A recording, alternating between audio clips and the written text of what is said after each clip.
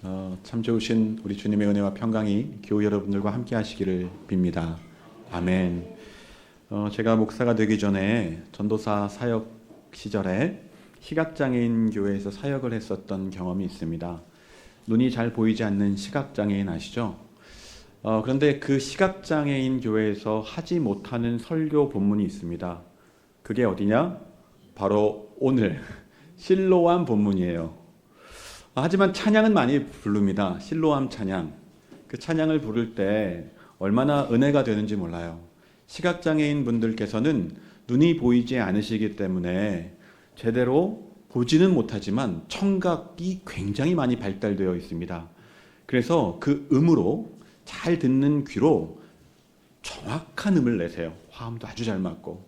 그래서 사역을 하다가 때때로 힘들 때도 있지 않습니까? 사역자가. 그럴 때 찬양하시는 교우 여러분들의 찬양을 들으면 그렇게 은혜가 되고 마음이 회복이 되었습니다. 그래서 그 시각장애인 교우님들이 남성 중창당이 부르는 찬양 그 동영상을 제가 갖고 왔는데 한번 그 찬양의 가사를 잘 들으시면서 같이 은혜가 되는지 한번 살펴보시죠. 함께 찬양을 한번 들어보겠습니다.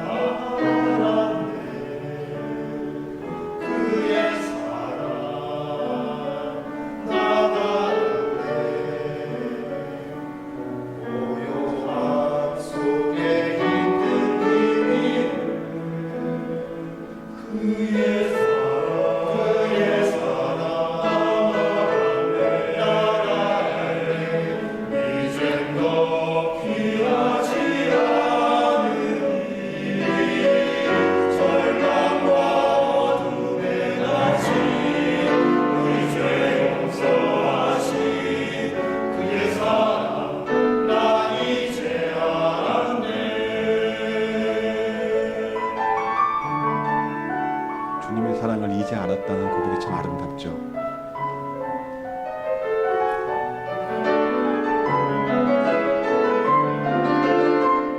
네, 아멘이시죠.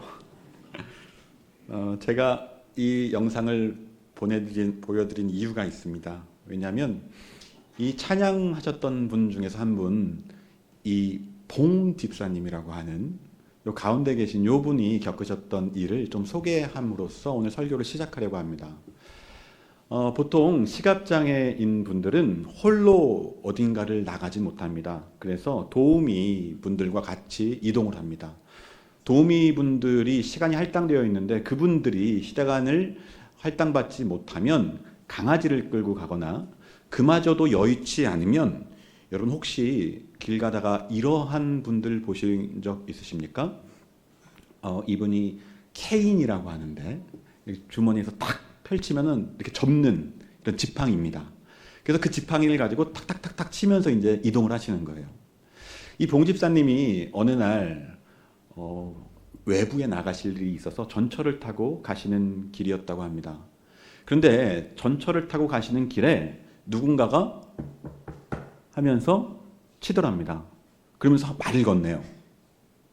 저기요, 예수 믿으세요. 그 봉집사님이 복음 전도하시는 분이구나 라는 생각에 이렇게 대답했다고 합니다. 예 선생님, 저 예수 믿고 있습니다. 교회도 다닙니다. 그랬더니 그 이야기를 듣고 대뜸 이 전도하시는 분이 이렇게 얘기를 하는 겁니다. 예수를 믿으려면 제대로 믿어야지. 제대로 안 믿어가지고 아직 눈이 떠지지 않는 거 아니냐. 얼마나 황당해요. 그래서 이 집사님이 가만 생각하다가 이렇게 답변 드렸다고 합니다. 선생님, 저는 태어날 때부터 시력을 잃은 채 태어났습니다. 아무것도 보이지 않아요. 그런데 저는 단 한 번도 하나님 앞에 제 눈이 띄어지게 해달라는 기도는 하지 않았습니다. 다만 하나님께서 어째서 제 눈을 잃어버린 채로, 시력이 없는 채로 태어나게 하셨는지 그 이유를 묻고 있습니다. 제가 이 이야기를 듣고요, 얼굴이 화끈거렸어요. 얼마나 우리의 신앙이, 특히나 잘못된 신앙이 누군가를 폭력적으로 아프게 할 수 있는지 마음이 참 아팠습니다. 그런데 오늘 성경을 보면은요, 이 봉집사님이 겪으셨던 것과 비슷한 경험을 한 사람이 나옵니다. 예수님께서 제자들과 함께 길을 걸어가시다가 길가에 앉아있는 소경을 봅니다. 그때 제자들이 예수님께 이렇게 물어요. 예수님, 저기 저 소경이 있잖아요.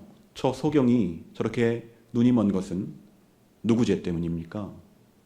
저 사람 죄 때문입니까? 아니면 부모의 죄 때문입니까? 이렇게 묻습니다. 제가 오늘날로 말하면 이런 거죠. 제가 교우 여러분들께 묻겠습니다. 방금 전에 보셨던 그 봉집사님, 시력이 없이 태어난 그 봉집사님께서는 누구 죄 때문에 시각장애인이 되셨죠? 봉집사님의 죄 때문입니까? 아니면 봉집사님 부모님이 잘못해서 그런 겁니까? 대답하기 쉽지 않으시죠? 우리는 이 질문을 받으면 아이 그런 게 어딨어? 라고 생각을 하지만 실질적으로 예수님 당시에 있는 많은 사람들이, 그리고 오늘날 우리들도 이 제자들과 같은 신앙관을 가지고 있을 때가 많이 있습니다. 예를 들면 이런 거죠. 내가 어떤 불행을 당해요. 그러면 하나님 앞에 죄를 지어서 불행을 받는 건 아닌가? 라고 생각하기도 하고, 또 뭔가 일이 잘 풀립니다. 그러면 내가 하나님 앞에 순종해서 그 결과 하나님께서 복을 주셨구나, 이렇게 생각한다는 것이죠. 그런데 우리는 이런 생각으로부터 자유하진 못합니다. 저도 몇 년 동안 요로결석이 생겼는데요. 4번에 걸쳐서 요로결석을 경험했습니다. 여러분, 요로결석이 통증 지수가요, 임산부가 아이를 낳는 통증과 비슷하대요. 제가 남자이긴 하지만 애를 몇 명 낳았어요? 4명 낳았습니다. 4명. 아유, 아파요. 그래갖고 이를 뿌득뿌득 갈면서 이거 언제 나오냐 하면서 2주 동안 막 버티는 거예요. 근데 제가 요로결석을 모르고 처음 요로결석이 나왔을 때 너무 아픈 거예요, 통증이. 그래서 응급실에 가가지고 선생님 제발 뭐 염치 그런 거 없습니다. 내가 전도사 있네, 목사 있네. 선생님 저 좀 치료해 주십시오. 이렇게 못해요. 저기요, 빨리 좀 놔주세요. 근데 제가 그 통증이 왔을 때 첫 번째 하나님 앞에 올려드렸던 기도가 뭔지 아십니까? 하나님, 잘못했어요. 뭔지도 모르는데 우선 잘못했어요. 아파 죽겠으니. 대부분 사람들이 그렇습니다. 그리고 나서 내가 이 아픔의 원인이 나에게 있지 않다라고 생각이 들면 내 주변의 누군가에게 그 비난의 화살을 돌린다거나, 심하면 하나님 앞에 따져 묻습니다. 하나님, 난 잘 산 것 같은데 왜 이런 고통을 주십니까? 이런 어려움을 주십니까? 물론 하나님께서는 하나님의 말씀을 잘 순종하면 복을 주시고, 하나님의 말씀을 의도적으로 거부하는 사람들, 그 하나님의 자녀들에게는 삶에 개입하셔서 징계의 회초리를 보내시기도 해요. 하지만 하나님은 법칙이 아니십니다. 어떤 사람들은 이렇게 얘기를 합니다.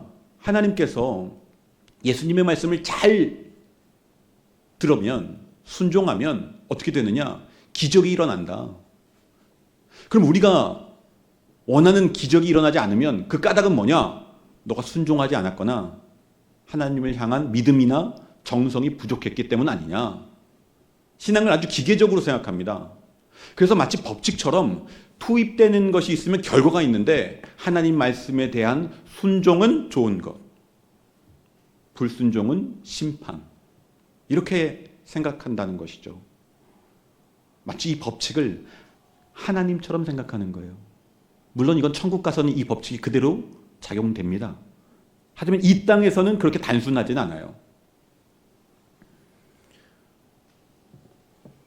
그래서 하나님께서는 우리들의 이 기계적인 신앙으로부터 벗어나서 참 자유로운 신앙, 하나님과 바른 관계를 맺는 신앙을 알려주시기 위해서 시청각 자료를 사용하십니다. 그 자료, 우리가 참 좋으신 예수님 한번 살펴볼 텐데요. 한번 요한복음 9장 5절에서 6절 말씀 같이 한번 읽어보도록 할까요? 함께 읽겠습니다. 시작! 내가 세상에 있는 동안에는 세상의 빛이로다. 이 말씀을 하시고 땅에 침을 뱉어 진흙을 이겨 그의 눈에 바르시고 아멘. 여러분, 이 말씀은 우리가 하나님의 뜻을 잘 이해하기 위해서 예수님이 시청각 자료를 보내주신 거예요. 지금 소경이 있는데 그 소경의 눈을 뜨게 하기 위해서 진흙에 침을 퇴하고 밟습니다. 그리고 그것을 짓이겨서 눈에 발라주세요. 이 모습을 본 청중들로 하여금 어떠한 성경 구절을 떠올리게 하시기 위해서 의도적으로 이런 행동을 하신 겁니다. 제가 일부 예배 때 이렇게 물어봤습니다. 혹시 이 요한복음 9장 5절 6절 속에서 하면서 성경의 어떤 부분이 생각나신 성도님들 계십니까? 이렇게 물어봤어요. 읽을 때 누가 맞히셨을까요? 못 맞히셨습니다. 그래서 2부 때를 제가 기대하면서 묻습니다. 이 본문을 보고 성경의 어느 구절이 떠오르시는 분 계십니까?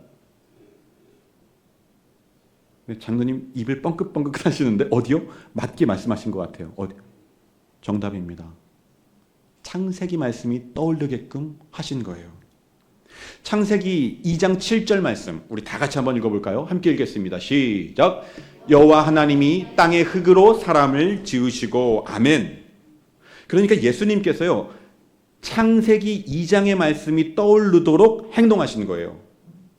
그래서 소경으로 하여금 이 소경을 데려다가 창세기에 있는 하나님께서 인간을 빚으실 때의 창조의 모습으로 데려다 놓습니다. 바꿔 말해서 첫 번째 창조에서 미완의 창조, 그 미완의 영역을 완성시키는 창조 행위를 지금 예수님께서 하고 계시는 겁니다. 그리고 나서 바르시고 나서 이렇게 말씀하십니다. 예수님의 말씀인데 제가 한번 읽어볼게요. 이르시되 실로암 못에 가서 씻으라 하시니. 실로암은 번역하면 보냄을 받았다는 뜻이라. 여러분 요한복음 9장 7절에 보면은 실로암의 못에 가서 씻으라 여기서 끝나지 않고요. 그 뒤에 보면 실로암은 번역하면 보냄을 받았다라는 뜻이다 라고 요한 사도는 친절하게 설명을 붙여놨습니다. 왜 그랬느냐? 의도가 있는 거죠. 뭔가 말하고 싶은 게 있는 거죠. 그래서 오늘 설교의 핵심은 바로 이 보냄을 받았다, 실로암 이 이야기를 잘 이해하시면 오늘 우리에게 주신 하나님의 말씀을 마음판에 새기고 돌아가실 수 있습니다. 그래서 지금 이제 설교에 집중하셔서 들으셔야 됩니다. 아멘. 제가 예루살렘 성 모습을 하나를 복원했던 것들을 한번 상상을 통해서 만들어 봤습니다. 이 예루살렘 성에 적군이 들이닥쳤습니다. 그래서 포위를 했네요. 온 사방에 예루살렘 성 밖에 적군들로 가득 삥 둘러싸여 있습니다. 이랬을 때 이 이스라엘 성 안에 있는 사람 그 백성들이 해야 될 첫 번째 것은 무엇이었을까요? 제가 이거 1부 때 뭐라고 말씀드렸냐면 2부에 예배에 참석하시는 황 장로님께 제가 이걸 물어보겠다 이렇게 얘기를 했습니다. 자, 우리 장성 출신이시니까 군대에 관련된 그런 전쟁에 관련된 거 잘 아실 것 같아서 제가 굉장히 기대하는 마음으로 왔습니다. 2부 예배를. 장로님, 저 예루살렘 성이 이렇게 딱 적군에 의해서 포위가 됐어요. 그럼 제일 먼저 이 성 안에 있는 사람이 해야 될 것은 뭐죠? 뭐를 볼 수 있도록? 어떻게 하고 있는지 관찰을 하신다. 역시 공군 장성에 관련된 말씀입니다. 육군 장군님은 좀 다른 대답이 나왔을 것 같긴 한데 맞는 말씀이긴 한데 핵심은 이겁니다. 모든 고대의 전쟁에서 성 안에 있는 사람들에 있어서 필수적인 것은 식수, 물 확보입니다. 아무리 정탐을 잘하고 무기가 많이 있다 할지라도 물이 없으면 끝나는 거예요. 그래서 전쟁 중에는 항상 물을 준비합니다. 그런데 지금 보시는 게 예수님 당시의 예루살렘 성의 모습인데, 히스기야 왕 때의 성의 모습인데, 예루살렘은 그 성 안에는 우물이 없습니다. 그래서 어떤 일을 했느냐? 히스기야 왕 때 외부로부터 땅굴을 파들어가서 샘을 성 안으로 뚫는 작업을 합니다. 이게 그 유명한 히스기야 터널이에요. 보시면 바깥에 있는 기혼샘으로부터 땅굴을 파가지고 이 물을 예루살렘 성 안으로 올리는 겁니다. 그런데 이 터널이 지금도 있어요. 성지답사 가면 신학생들은 꼭 요거를 방문을 합니다. 보시면 이렇게 생겼어요. 이게 실로암 연못이에요. 예루살렘 성 밖에 있는 연못입니다. 그럼 여기서부터 이제 수로를 따라서 예루살렘 성으로 들어가는 관광 코스예요. 보시면 이렇습니다. 굉장히 좁은 수로예요. 물이 굉장히 차요. 여기에 광부들이 이렇게 머리에 쓰는 프레쉬를 성도들이나 혹은 여기에 관람하는 관광객이 쓰고 지나갑니다. 보시면 이것을 길게 따라서 쭉 걸어가는데, 보니까 유튜브에 이것을 갔던 분의 영상이 있더라고요. 한 20분 영상인데요. 제가 1분짜리로 한번 축약해가지고 여러분들께 한번 보여드리고 싶어서 만들어봤습니다. 한번 보시죠. 어떻게 생겼는지. 저기 아래서부터 물이 흘러나오는 것이 보입니다. 연못입니다. 외부에 있는 연못이에요. 물소리가 저렇게 나요. 예, 이게 지금 기본템이에요. 굉장히 차요. 무릎을 걷고 프레쉬를 키고 가는 겁니다. 근데 한국인들이요, 꼭 저기 가면은요, 뭘 하냐면요, 이 좁은 불 속에 있기 때문에 성가대원들이 많아가지고 찬양 부르면서 갑니다. 그럼 껌껌한 터널 속에서 저 끝에 보면 빛이 조그맣게 비쳐요. 그럼 저기가 이제 빛이 비치는 곳을 따라가면 20분 정도 걸으면 저기가 나오는 겁니다. 그럼 힘들다 하면서 딱 나와요.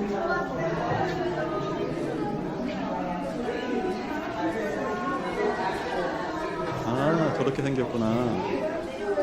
그래서 어떤 사람이요, 여기를 도착하고 나서 너무 좋아가지고 저기 이렇게 돌기둥인데다 이거 다 도착했다라고 했던 장면이 있잖아요. 위에서 보시면 이런 장면이 나오는데, 지금 보시면 저 물이 이렇게 웅덩이처럼 조금 모여 있는 곳이 있죠. 저 웅덩이가 그토록 유명한 실로암입니다. 실로암. 실로암이 저렇게 생긴 거예요. 그런데요, 여러분, 왜 예수님께서 실로암, 보냄을 받은 그 실로암을 설명을 하셨을까요? 여러분 잘 생각해 보세요. 제가 아까 서두에 이렇게 말씀드렸어요. 히스기야 왕이 만들어낸 터널은 이것 때문에 만들었다 그랬죠. 외부로부터 성 내부로 생명을 공급하는 거죠. 식수를 공급하는 거죠. 그런데 이 역할이요, 예수님과 정확하게 일치합니다. 여러분, 예수님은 하늘에서부터 이 땅에 죽음을 없애려고, 고통을 없애려고 생명의 생수로 이 땅으로 내려오셨습니다. 실로암, 똑같은 거예요. 그러니까 실로암 가서 눈을 씻어라, 이 얘기를 바꿔 말하면 이거예요. 너 나에게 와서 눈을 씻어라. 예수님 앞에 나가서 눈을 씻는다는 게 뭐냐? 쉽게 얘기하면 이런 겁니다. 예수님의 관점으로 내 자신을 바라보는 겁니다. 예수님의 관점으로 내 인생을 해석하는 겁니다. 근데 우린 이게 잘 안 돼요. 왜? 세상 목소리에 너무 길들여져 있거든요. 그래서 옆에 있는 이웃의 소리는 잘 듣습니다. 집사님 그거 알아?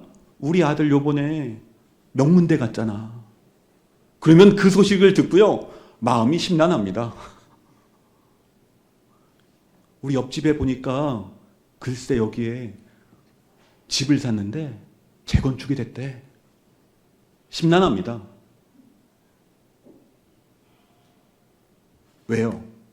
하나님의 말씀으로 내 인생을 해석하는 것이 아니라 주변에 있는 사람들의 세상의 속삭임 아니면 나의 상처, 내 안에 갇혀서 계속해서 내 인생을 해석하는 거예요. 영적인 장애가 생긴 거죠. 여러분, 오늘 살고 있는 현대인들은 열심히 몸을, 건강을 위해서 운동합니다. 근데 우리가 정말 안 하는 운동이 있어요. 무슨 운동이냐? 영적인 근육을 만들 생각을 하지 않습니다. 여러분, 지금 보시는 게 위메프라는 한국에 있는 쿠팡과 비슷한 사이트였는데요. 작년에 안타깝게도 얘가 망했어요. 근데 여기서 굉장히 재밌는 걸 하나 했습니다. 몇 년 전에. 연말이 되면 세대별로 이 위메프라는 사이트에서 검색하는 검색어가 다 다르다는 거예요. 그래서 그 세대별로 관심사가 뭐인지 확인할 수 있는데, 여러분 10대는 연말에 뭘 검색했을까요? 10대. 10대 여기 있나요? 예, 없죠. 얼마 전 10대. 한비청님, 얼마 전 10대. 뭘 검색했느냐, 연말에? 다이어리, 공부 다이어리를 검색했대요. 그러니까 10대의 가장 큰 관심사는 뭐냐? 공부예요, 공부. 20대 때는 뭘 검색했는지 아십니까? 20대 때는요, 이걸 검색했대요, 연말에. 캐리어, 제주도, 여행, 그리고 뭐냐면 닭가슴살. 여러분, 닭가슴살은 왜 했을까요? 다이어트. 맞습니다. 외모에 관심 있는 거예요. 내가 이제 돈 벌었으니까, 회사 생활 처음 했으니까 나 이제 미용 관리도 하고 몸 관리도 하고 여행 다닐랜다. 이게 관심사인 거예요. 3, 40대는 뭘까요? 3, 40대는요. 저는 이건 좀 몰랐는데 3, 40대는 이겁니다. 키즈 카페. 그러니까 주로 자녀 양육을 위한 물건을 구매한다는 거예요. 그러니까 3, 40대는 자녀에게 자신의 에너지들이 가장 많이 쏟는 거죠. 그러니까 뒤에 있는 저기 우리 실 있잖아요. 유아부실이죠. 저기에 계신 부모님들은 다 뭐에 관심 있는 거예요? 자녀의 신앙교육에 관심 있는 거예요. 이제 대망의 50대 이상입니다. 여기 계신 분들 상당히 여기에 포함되어 있으실 텐데, 내가 검색한 거 뭐였나? 한번 생각해 보세요. 근데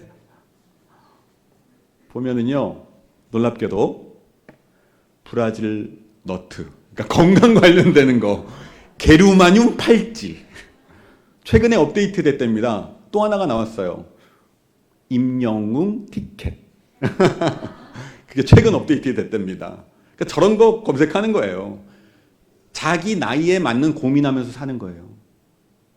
왜? 우리가 하나님의 시선으로, 하나님으로 내가 보냄받았다는 사실을 잃으면 그냥 내 나이에 맞는 고민하다가 가는 겁니다. 하버드 대학교 신학교 교수인 헨리 나우엔이라는 영성가가 있어요. 여러분, 하버드 대학만 가도, 학생만 돼도 영광스러울 텐데 학교에서 교수니까 얼마나 사회적인 존경을 받겠어요. 그런데 이 사람이 한참을 하버드 대학교에서 교수 사역을 하는데 뭔가 내 인생에 빠진 게 있다, 뭔가 문제가 있다라는 것을 자각합니다. 그리고 나서 교수직을 내려놓고 정신지체 공동체인 라르시 데이 브레이크라는 곳에 가서 자신의 삶을 살기 시작해요. 근데 거기서 한 친구를 만나요. 존이라는 이름의 친구인데요. 이 친구는 지적장애를 가지고 있는 친구예요.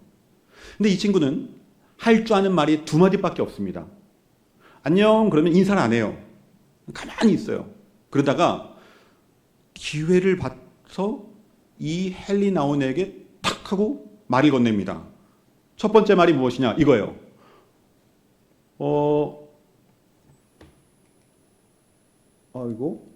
이겁니다. 잠시만요. 이거예요. 집이 어디예요? 이거예요. 집이 어디예요? 나 광명 살아. 나 구로 살아. 나 인천에서 왔어. 그러면 가만히 있어요. 대답 안 해요. 그것도 가만히 있다가 눈치를 봐가지고 두 번째 질문을 합니다. 집에 있을 거예요? 이게 존이 할 수 있는 유일한 말이에요. 두 마디. 집이 어디예요? 오늘 집에 있을 건가요? 그런데요, 그냥 몇 년을 그렇게 살았는데 어느 날 이 존이 했던 이야기가요, 헨리 나우엔 신부에게 통렬한 질문이 돼서 자기의 심령에 팍 하고 박힙니다. 내 집이 어디지? 내가 오늘 그 집에 거하고 있나? 그러고 나서 5년 동안 고민을 합니다. 이 질문에. 그리고 책 한 권을 써요. 집으로 돌아가는 길. 여러분, 제가 오늘은 존이 되어서 교우 여러분들께 질문하겠습니다. 사랑하는 미래로 교우 여러분, 여러분들의 집은 어디십니까? 지금 그 집에 거하고 계십니까? 단순한 질문 같지만 우리의 삶을 돌이켜보게 하는 질문입니다. 예수님의 많은 말씀 가운데 오늘 설교를 준비하면서 제 마음에 참 은혜됐던 말씀이 있어요. 그 말씀이 어디냐면 요한복음 8장 14절 말씀인데 우리 같이 한번 이 말씀 읽어볼까요? 함께 읽겠습니다. 시작! 나는 내가 어디서 오며 어디로 가는 것을 알거니와. 아멘. 여러분, 전 저 말씀이 너무 좋아요. 왜냐? 여러분, 예수님은요, 본인이 어디서부터 와서 어디로 갈지 알고 계신 분이에요. 제가 시각장애인 교회에 있으면서 이거 명확하게 알았습니다. 시각장애인 교회에 100명의 시각장애인보다 1명의 정한인이 그 100명의 시각장애인을 이끌 수 있습니다. 아무리 수가 많다 하더라도 시각에 불편하신 분은 정한인을 이끌 수 없어요. 근데 예수님은 명확하게 영혼의 눈이 열린 분이죠. 공자 선생님 아시죠? 4대 성인이라는 똑같은 질문을 그의 제자들에게 받습니다. 선생님, 죽은 다음에 어떻게 됩니까? 그때 공자 선생님이 대답에 이랬습니다. 야, 나 살아있는 것도 모르겠어. 근데 죽고 나서 내가 어떻게 하냐? 우리 주님은 하나님으로부터 보내심을 받았다는 사실을 한 번도 잊은 적이 없으십니다. 그래서 복음서를 읽어보세요. 예수님이 얼마나 전심전력으로 삶을 하나님의 뜻대로 살려고 노력하셨는지. 예수님께서는 이렇게 말씀하십니다. 너희는 아래에서 났고 나는 위에서 났으며 너희는 이 세상에 속하였거니와 나는 이 세상에 속하지 아니하였느니라. 여러분, 우리는 지금 아래를 향하여 나아갑니까? 아니면 위를 향하여 나아갑니까?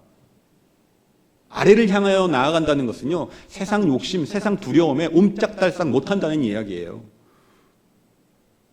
그런데 우리가 보냄을 받은 예수님의 은총을 받으면 어떻게 되느냐?